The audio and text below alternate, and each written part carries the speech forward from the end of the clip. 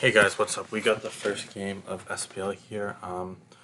They're actually about 5, 6 turns ahead because it was happened to start a minute ago and they're playing quick. But Passage G against Michael P. We got Skarmory on Suicune, and turn one right off the bat.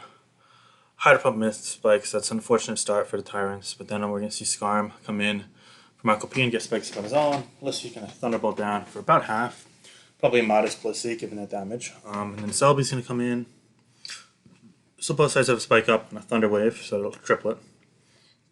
Ice Beam also going to do 45 on a leech seed though, so it's going to help it heal up well over the normal 12.5%. Yep. And the Skarm and other set's going to come in double, and we're just going to see Skarm on Skarm, so it's going to be preferable for Marco P there because he's going to get leftovers, but it's going to be faster taunt from Passagey, so actually that helps him. So the Celebi's going to come back in here. Another layer of spikes is set up. I'm not sure why the spikes aren't showing, but then leech seed here. Heal him up. Sorry, I don't have the chat enough much time to get that in. Anyway, see a couple layers of spikes up there, a nice leech seed prediction there from Celebi. So Marco P doesn't seem to mind the spikes being up right now.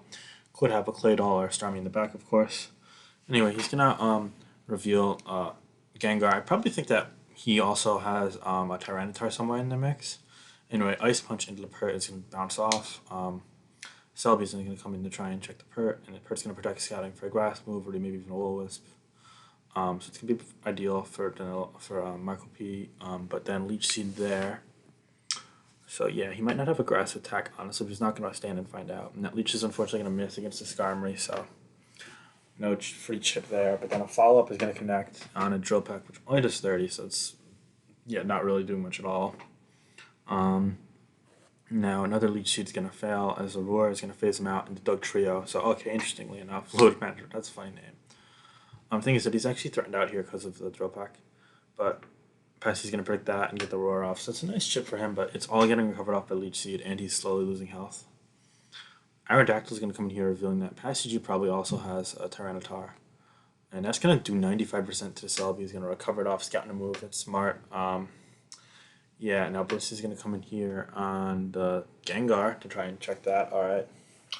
So it's going to boom there trading that. Maybe it's not last hard for him. He's actually going to just go Skarm per. Yeah, I'm thinking Passy Jeff needs a tar one of his last two, but for Danilo, it's less obvious what it is. Anyway, for Marco P rather than not Danilo. Sorry, the name got me. But anyway, going to be another layer of spike set there.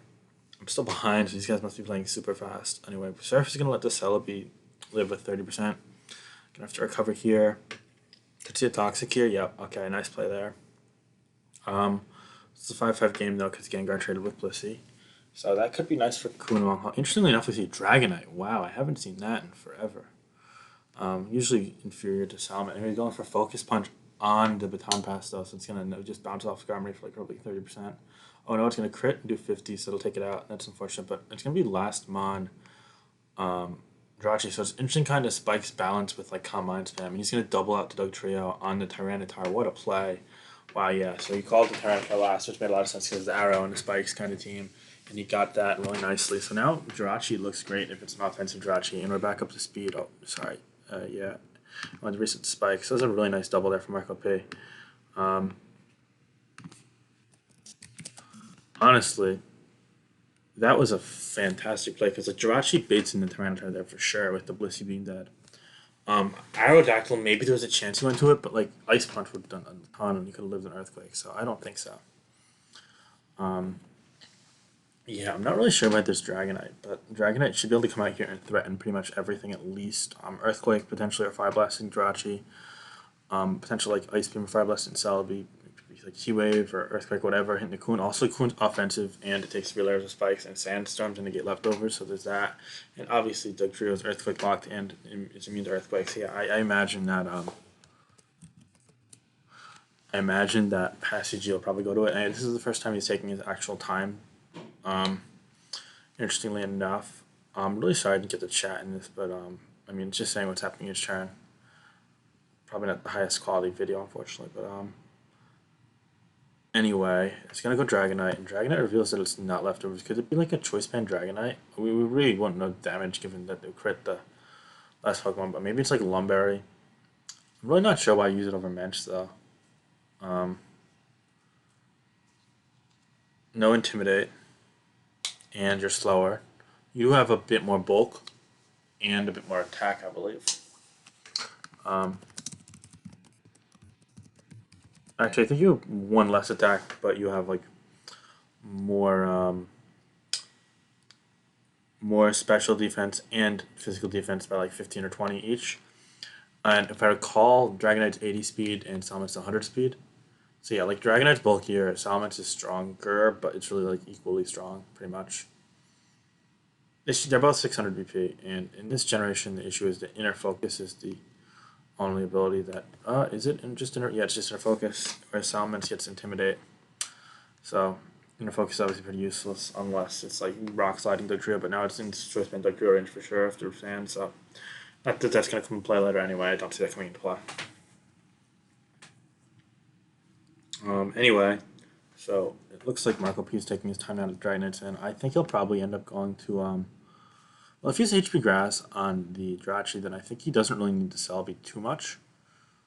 But Celebi was annoying in the early game with the Leech Seed, so maybe he'll want to preserve that.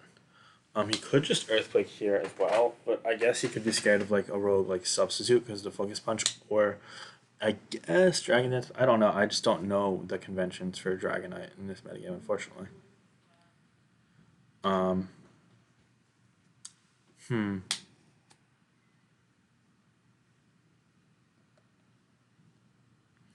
So yeah, now they're both taking their time all of a sudden, which is interesting. Late game is going to be tense, that's for sure.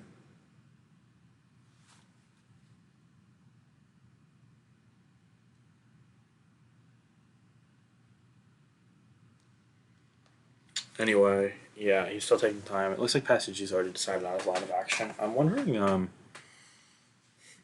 Aerodactyl could really be a menace, honestly.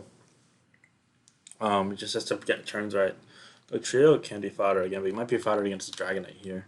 I think Passage is a. Hmm. It's hard to say he's an advantage because Kun lives anyone hit and kills back. And Jirachi tanks anything that's not Earthquake with ease and should be able to like 2 KO with Ice Punch or Psychic. If not, then 3 KO with Psychic for sure. It also could be running Thunderbolt, which at +1 should be able to take it out if it does have that. So yeah, it really depends a ton on sets, honestly. There's actually another Jirachi on the Earthquake, and that's going to take it out. So that's really bad for Marco P. Um, Not too fond of that play. I think I would have went Selby personally, but it's a hard thing to risk, especially if you're not hitting Power Grass. Anyway, Kuhn is going to get its chance here.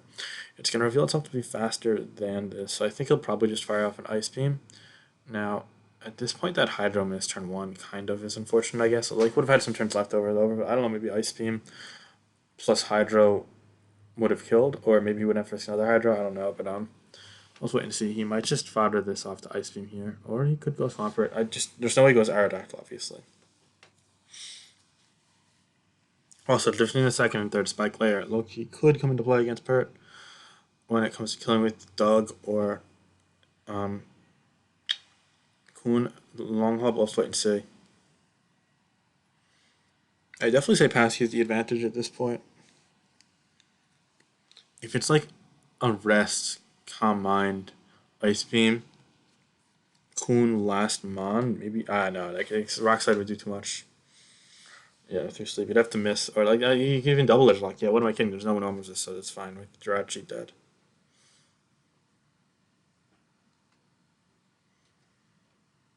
Hmm.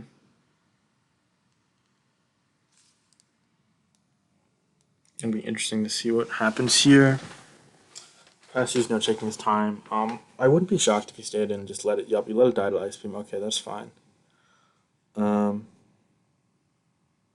Now this is gonna be challenging because it was Ice Beam and faster.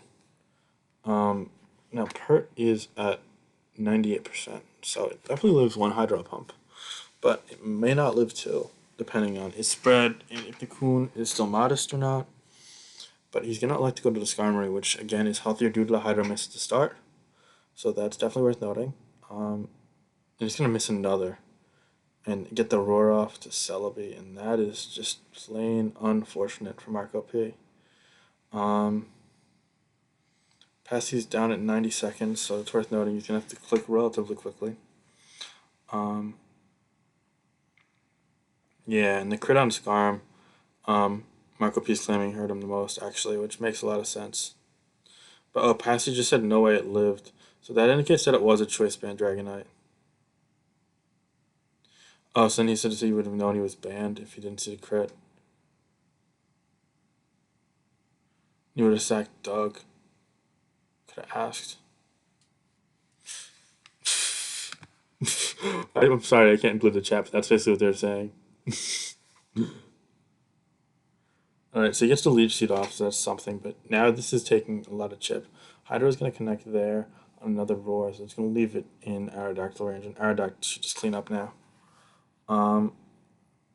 Swampert's going to come in here on a rock slide. A Desperation rock slide there. And only did 9% as you saw. Another follow-up does 10. He's going to Toxic off here. Toxic is oftentimes paired with Protect on Swampert, so he's probably just going to try and Protect Slot out while gaining HP because Rock Slide does less than Leftovers times 2.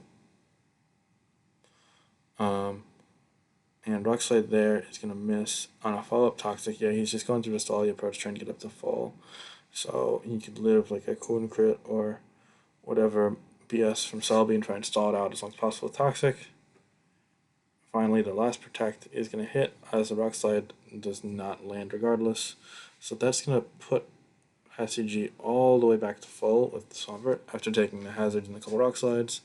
And it's going to leave him in a 3-2 position with both Coon and Selby chipped and Hazards being up. So basically that means that the Aerodactyl should be able to win the game with Hidden Power, or even with Double Edge after some Toxic damage. So, not really worried about that. Should be 1-0 for the Raiders over the Tyrants, which I'd say is a good start for the community, considering the Tyrants are shit. I imagine if you're a Passy G here, you just go for the safe Toxic. There's no real point in Preservation, and Toxic is pretty much assuring that it'll be in Hidden Power range and clinching the game. So, yeah, I doubt Passy will choke at this point. Looks like he's going to be off to a 1-0 start, despite being pretty lucky. Yep.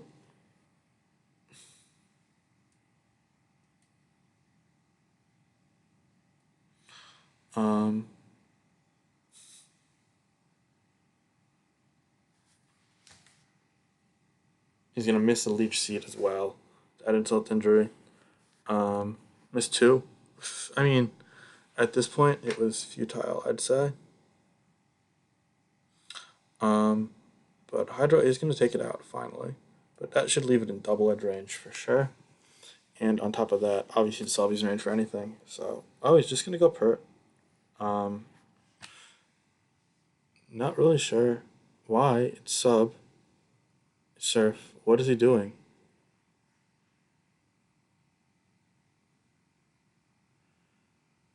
What if another one doesn't break it after? What? What did Passy G just do? Surely Double Edge killed. I mean, this is a very offensive and speed invested Suicune. Double Edge had to do 37 from Aerodactyl. Now a crit Hydro Pump here should win the game for for Marco P. All of a sudden, I don't understand. Am I missing something? I have to be missing something. I'm just not sure what.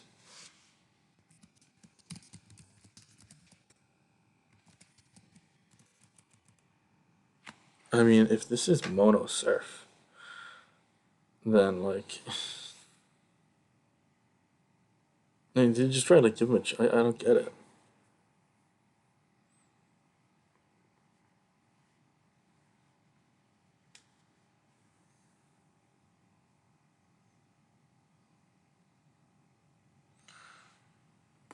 I mean, he should win regardless, but now he can get hacks. Like actually, Ice Beam makes a lot of sense here. If you think about it, get that freeze. Unless you live.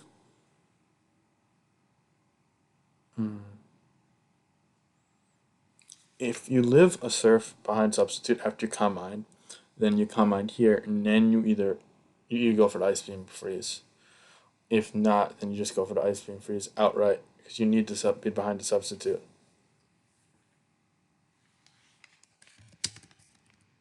He goes for the Combine. Surf doesn't take it out, so now you Ice Beam for the freeze. He goes for the Hydro Pump for no reason whatsoever. Um,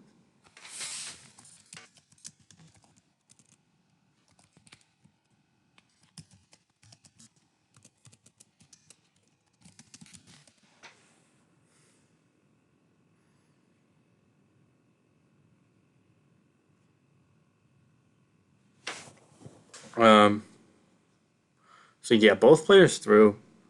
But Marco P's throw pretty much is like a 6% chance and a 10% chance, so it doesn't matter. But there was absolutely wait. Why is he surfing? Why not toxic? What? Am I missing something? All right, now he toxics here. Either the Aerodactyl doesn't have edge, or I don't know. Whatever, it's over. Now he's just gonna go to this on the combined, and it's not attack, and it has no attacks yet. So I guess that's a good game. He's just gonna hit power, so he won't never know if it has edge. Very weird ending sequence. But congratulations to Raiders and Pastor G in the first win. Peace.